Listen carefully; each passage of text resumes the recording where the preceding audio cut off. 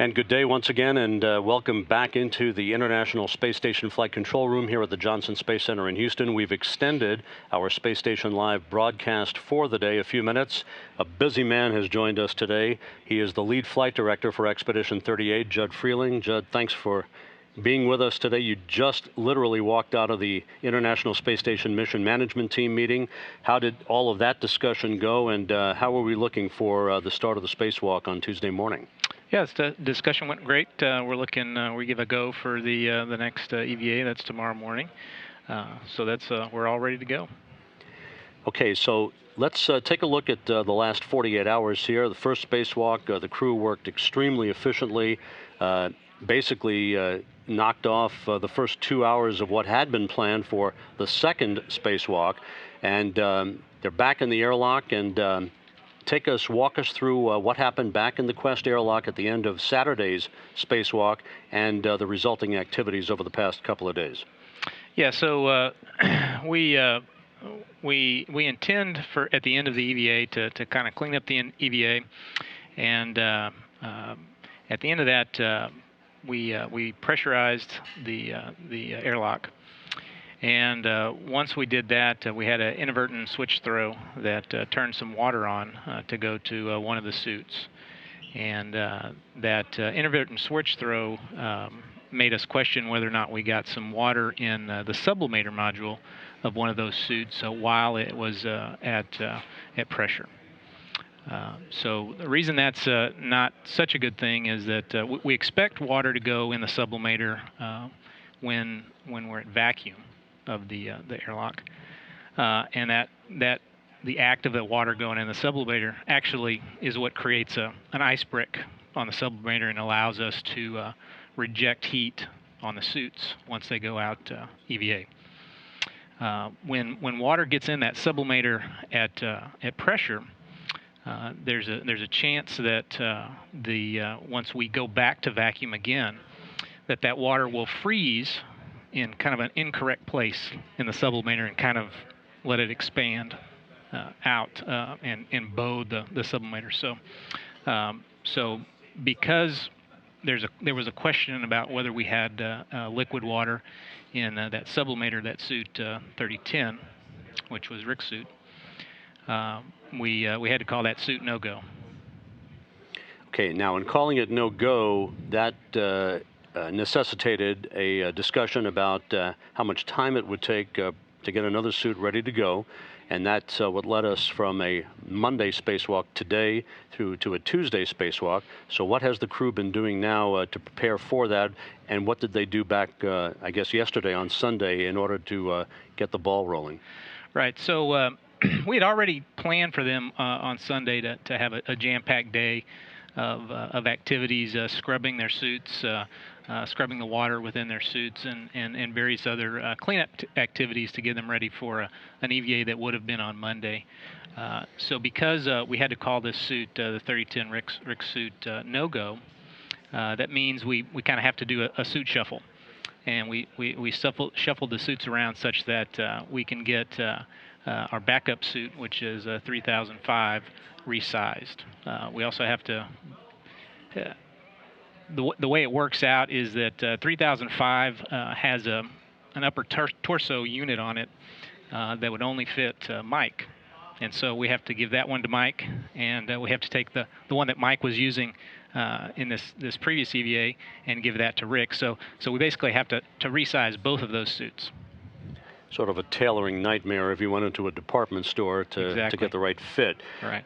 Now, the suit that Rick wore on Saturday that's been in the process of drying out, there is a full expectation that it will be back in service in the not-too-distant future. Right, absolutely. The concern would only be if there was water in this sublimator when we returned it to vacuum, and so obviously we're gonna dry that out properly, and it'll probably take on the order of a week or so to get that properly dried out. But there's no expectation that suit will be no-go indefinitely. We believe once we get that sublimator dried out, it'll be ready to go for EVA. And just to be clear for our viewing audience and our listening audience, the suits that they wore on Saturday functioned perfectly. Absolutely. Bone dry, right? Yeah. They worked as expected. as we expect the suits tomorrow to do as well. What was the philosophy now in putting Hopkins at the end of the robot arm for the second EVA and basically switching their designations EV1 and 2, which gets into a little bit of a confusing procedural and paper trail? Right. So we had originally planned, since Mike is or was before this EVA the other day, first time EVA guy. We planned to give him some experience out on the robotic arm on EVA number 3 or EVA 26 as it would have been called. Because it's apparent now that we'll be able to get most all of our critical objectives done on our next EVA, which is going to be tomorrow.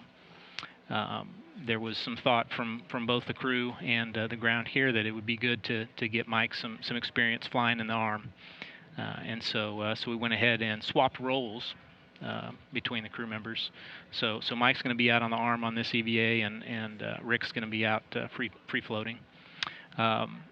We are still going to retain the designation. Rick is still going to be designated EV1, and Mike's going to be designated EV2, meaning Rick is the lead spacewalker.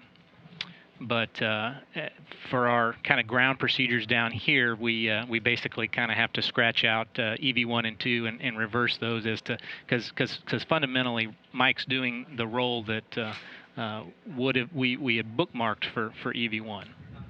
And for the media out there, don't be confused. I'll try to explain this tomorrow during the spacewalk. As I said, a little bit of a paper trail to try to follow along during the spacewalk. Why only 2 EVAs now? Is it because we got so far ahead of the timeline on Saturday, and this is an EVA smorgasbord week with the Russians looming on the horizon at the end of the week? How is it all going to fit?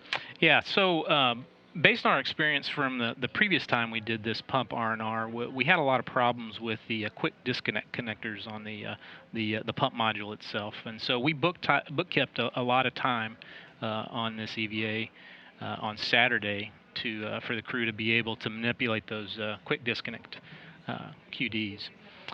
That went very well, and so it took no time at all for them to be able to manipulate those quick disconnects, and so as we prepared for, we were ready for them to do other tasks, which basically were the first half of the tasks that we'd originally planned for the second EVA. So we basically got EVA and a half worth of activities done on Saturday. Very good. And as all of this activity is ongoing, earlier today, Station Commander Oleg Kotov and Sergei Rosansky, the flight engineer, they were in their spacesuits, the Orlan suits, in the Pirs docking compartment, getting ready for their excursion on Friday coming up, right? Absolutely, yeah. They have a spacewalk out of the Russian segment on Friday that they were getting ready for this morning. Christmas, what a week. What a couple of weeks this has been.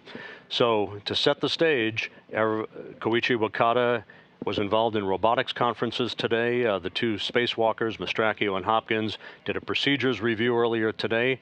The stage is set for the second of these spacewalks to complete the work to replace this pump module and get the station back to full cooling capability.